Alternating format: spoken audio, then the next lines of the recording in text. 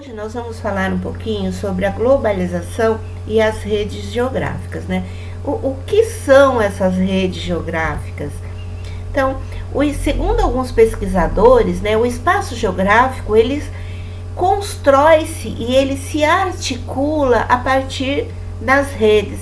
Um determinado espaço, um determinado lugar, ele não consegue não estar interligado com outros. Por exemplo, uma cidade, um município, ele não consegue viver sozinho, ele não consegue não estar ligado aos seus vizinhos, a sua capital, por exemplo.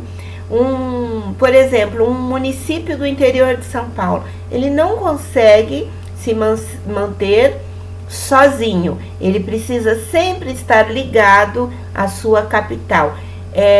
Em algum momento ele sempre vai necessitar de algo da sua capital, certo? E assim são os países. Um país ele não consegue se manter totalmente fechado por muito tempo sem ter ligações com outros países, sem articular, seja economicamente, seja através de informações, através de pesquisas, ele sempre está se articulando com outros espaços geográficos, ok?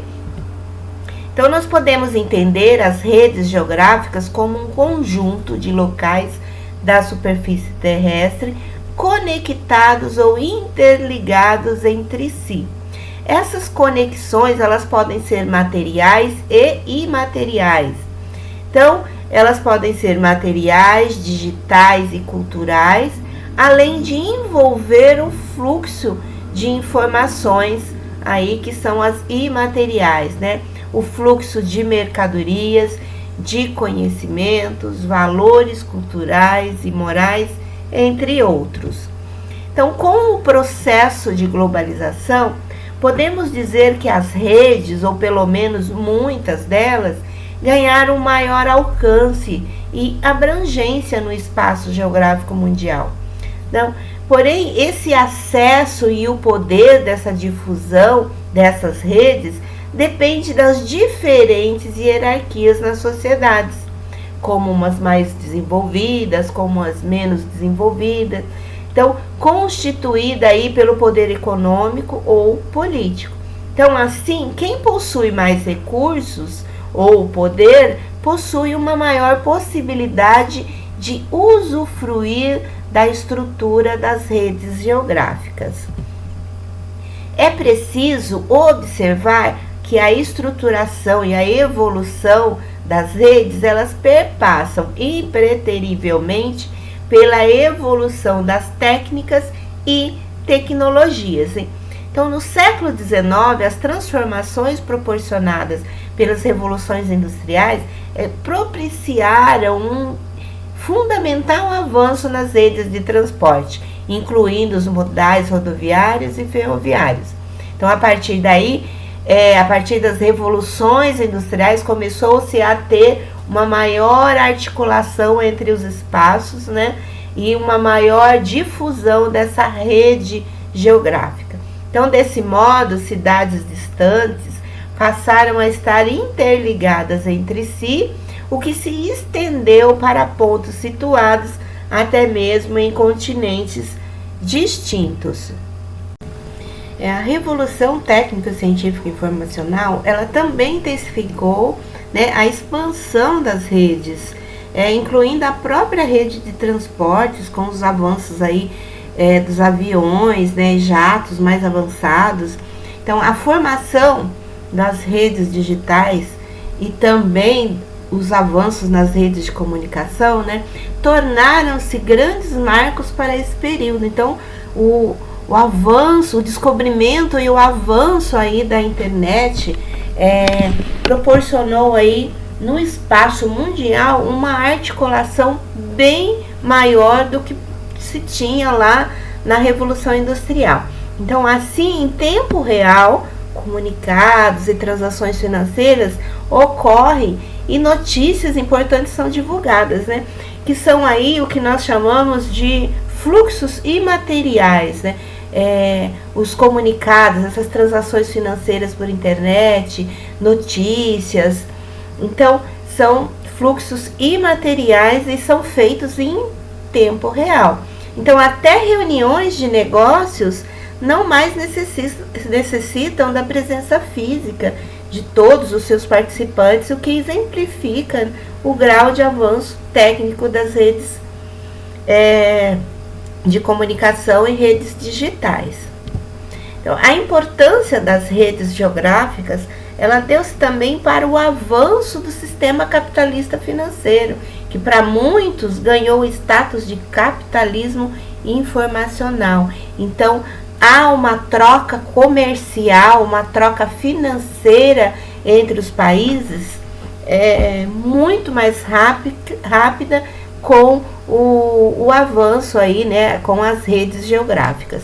Então, a expansão das empresas multinacionais, elas encontram-se bastante facilitada, né, incluindo a formação dos holdings, que são agrupamentos entre empresas interligadas em redes internacionais. Então, nós temos aqui um mapa com gráficos, né, dos principais fluxos comerciais. Então, vocês percebem aí as linhas azuis, né, que mostra para que direção, né, está havendo esse fluxo. E o laranjinha aí no gráfico está mostrando as zonas econômicas, tá? Então, está mostrando as trocas comerciais realizadas. Então, o laranja mostra as trocas dentro da zona econômica e o azul mostra aí as trocas econômicas para outras regiões, tá? Então, e a quantidade, né, o fluxo comercial interregional aí é bem grande, principalmente se vocês repararem entre a Ásia e a América do Norte, é bem intensa, entre a Ásia e a Europa também, certo? Então, as redes, elas possuem papel ativo na configuração do espaço geográfico, e isso se estabelece de forma mais nítida na constituição das hierarquias no cerne das próprias redes. Então, com grandes polos, né, há uma hierarquia entre o espaço geográfico. Então, um exemplo é a rede urbana, que se define de local ao global nos mais diversos níveis hierárquicos. Então, no país, a gente sempre tem uma hierarquia urbana, são cidades menores e nós temos cidades polos, tá? Que essas cidades polos, elas servem de centro, né, dessa rede urbana. Então, nós temos desde as cidades globais mais avançadas até os centros regionais dos países periféricos.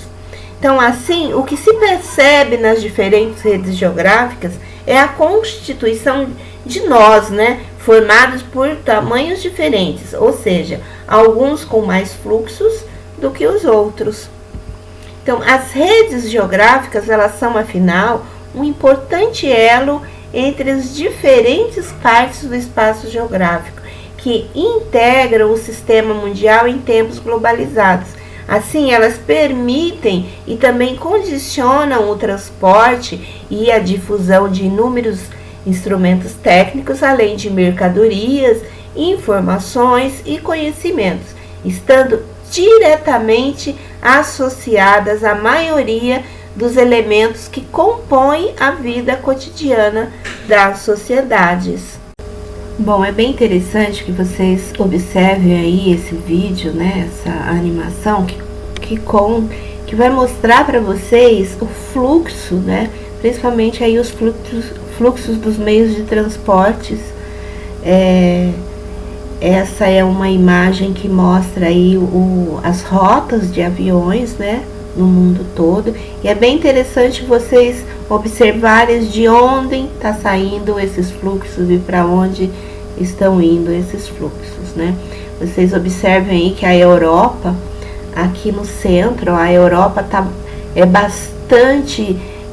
tem bastante entrada e saída de fluxos, né?